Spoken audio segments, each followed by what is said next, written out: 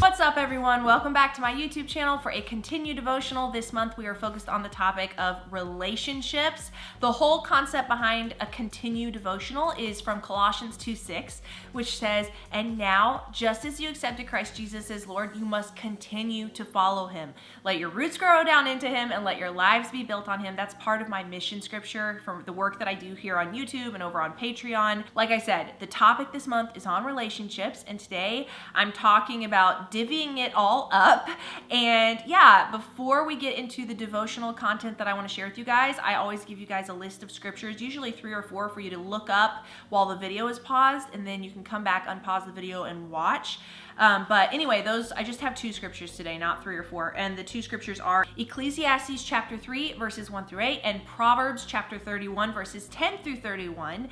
And so just go ahead and look those up. Like I said, pause the video while you're doing that, read them. You can write them out. I recommend taking a sheet of printer paper, writing the scriptures out in the left-hand column, and then writing, notes or anything that you hear or realize or notice as you're reading scripture or listening to the Devo in the right-hand column. So I'll see you guys when you're done with that. So, like I said, I originally titled this Devo, Divvying It Up. I plan out the Friday devotional videos like a month in advance because I write the daily devotionals in the magazine, and then I kind of decide on the topic for each video Devo that comes out on Friday. So originally, like I said, I talked about divvying it up, and what was I referring to? I was referring to the fact that when it comes to relationships, we only have so much time and effort in the day to divvy up between the relationship we have with the Lord, the relationships we have with the family and friends and coworkers and different people in our lives, and also to the work that we're called to do. We're not called to just sit around and be friends with everyone.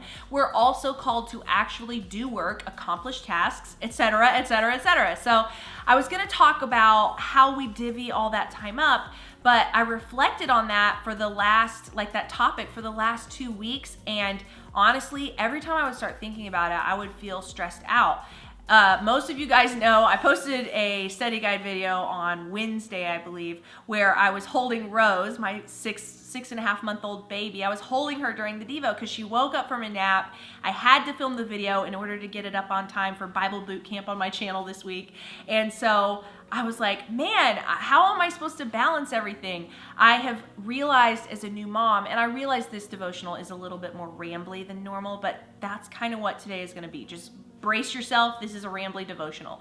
But anyway, I realize as a new mom that I have this tendency to kind of feel guilty. Like, man, am I spending enough time with Rose? Man, am I spending enough time being a good wife to Paul? So I was reading through Proverbs 31 about the Proverbs 31 woman that, the infamous, not in a bad way, but like the famous Proverbs 31 woman that I've heard about all my years in junior high youth groups, singles, adult ministry. Like, you always hear about how to be a Proverbs 31 woman. It's like a really emphasized scripture, at least in the churches I've been a part of in my life.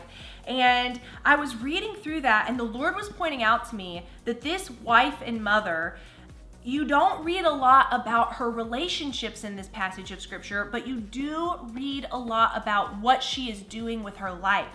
And in this season of this woman's life, which seems like the season where she is a wife and a mother to children, it seems like she is doing a lot. And it doesn't talk about how many friends she has and how she goes out for coffee and makes her friends feel really appreciated and all this stuff. Not that that's a bad thing, but if you read through here, you read things like verse 13, "She selects wool and flax and works with eager hands. She is like the merchant ships, bringing her food from afar. She gets up while it is still dark. She provides food for her family and portions for her servant girls. She considers a field and buys it. Out of her earnings, she plants a vineyard. She sets about her work vigorously. Her arms are strong for her tasks. She sees that her trading is profitable, and her lamp does not go out at night. In her hand, she holds the distaff and grasps the spindle with her fingers. She opens her arms to the poor and extends her hands to the needy. When it snows, she has no fear for her household, for all of them are clothed in scarlet. She makes coverings for her bed. She is clothed in fine linen and purple. Her husband is respected at the gate. Basically, if you work your way through these, whatever it is, 20 verses or so that describe a godly woman in this season of life, you're reading a lot about her taking care of her family. You're reading about her providing food for her family, providing clothing for her family, making investments, working hard. You're not reading about her having lots of friendships. And I really felt like the Lord was encouraging me early this morning that, you know what, Anna? This is not the season for you to be feeling guilty about how you're not really investing a ton of time into some of your friendships. And you know what? There's going to be time in the future where you're not quite as busy. You have a young baby. In this season of life, that as a wife and a mother, a lot of my effort and my time is going to go to doing tasks and taking care of my family, doing things like making sure that Rose is fed and clothed, making sure she has clean diapers, making sure I take the time to train her to be a good sleeper, making sure I'm a good wife, making sure I am working hard with what the Lord has asked me to do, which is my YouTube channel. It's an investment in the kingdom of God and in my future. And so anyway, that's what the Lord was kind of like encouraging me with. And then he reminded me of that passage in Ecclesiastes 3 verses 1 through 8, which talks about how there is a time for everything. Verse 1 says, there is a time for everything and a season for every activity under heaven, a time to be born and a time to die, a time to plant and a time to uproot. And it goes on and on and on about these different seasons of life. And I felt like the Lord was telling me, Anna, do not stress out. You are in a very specific season of life. You need to do what I've asked you to do. Remember what 1 Peter 5, 6, and 7 says. It says, humble yourselves, therefore, under God's mighty hand, that he may lift you up in due time. Cast all your anxiety on him because he cares for you. The Lord cares for us. We can humble ourselves. We can submit to his word. We can rely on him, trust in him, trust the encouragement that he gives us through his word. And he's going to help us to navigate relationships. Relationships are not easy. That is the nature of life. Just, realize that and cast your care on the Lord.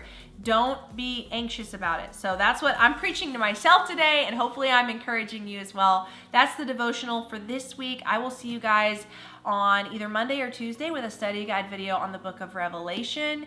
And then I'm going to do a Bible tour video coming up soon because we are finishing up the Read with Anna Summer 2018 Bible reading plan a week from today. We wrap up the book of Revelation, which is like, wow, we read through the entire New Testament if you were doing the plan with me. That's really, really, really exciting. We did that this summer together. And anyway, I will see you guys next week with another video. Thank you again for watching. All right, bye.